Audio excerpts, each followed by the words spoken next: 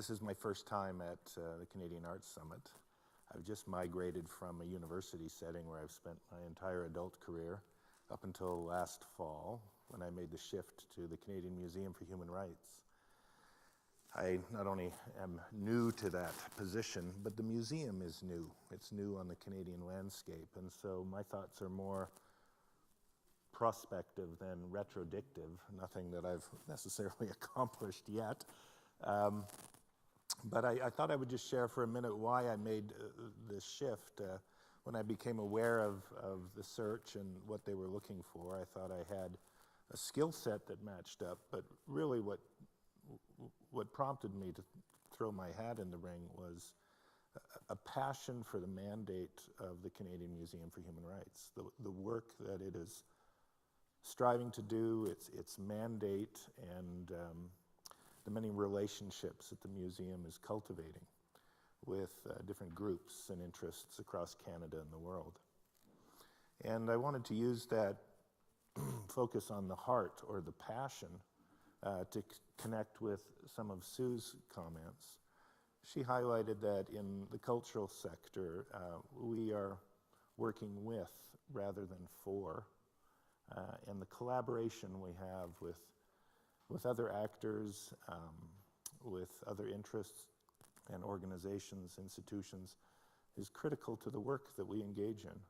Cultural institutions are part of our civic space. A few months ago, I came across a great quote by the digital officer for the Met.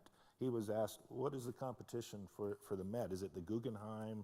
Is it MoMA? And he said, our competition is Candy Crush, Netflix, and life in 2016. And you think of those, Candy Crush, Netflix, those are very atomizing engagements. And the competition we face in the cultural sector is with relationships. And it's cultivating those and moving beyond the atomizing influences that we face in society today. Last night, many of us had an opportunity to listen at the club to a great musical performance by, what did we call them, the Juno Six, or jazz musicians gathered together who rehearsed for a few hours yesterday afternoon and then presented beautiful, beautiful music. I'll never think of Edelweiss the same way as the version I heard last night. But here's an indication. They all had individual skill sets that were remarkable. But what brought them together and allowed them to perform so well together was a passion or the soul that they had for the music they were doing together. And you know, the Canadian Museum for Human Rights has an ambitious mandate. We work from a rather startling proposition that all human beings are born free and equal in dignity and rights. And to pursue that well, we can't do it on our own. Matter of fact, we're not really a collecting museum. We have few artifacts. What we have are stories and experiences that are shared and told digitally.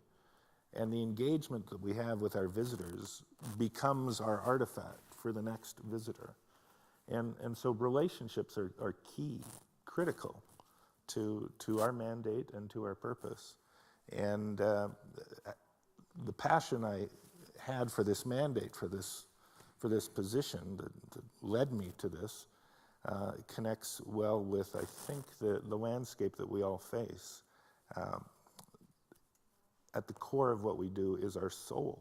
It's the heart. It's not just the mind. And so when Sue mentioned there's 160,000 books on leadership, but very few on cultural leadership, I think so much of what we see in boards and key performance indicators and all these other things can sometimes do some violence to the soul that we need to engage in.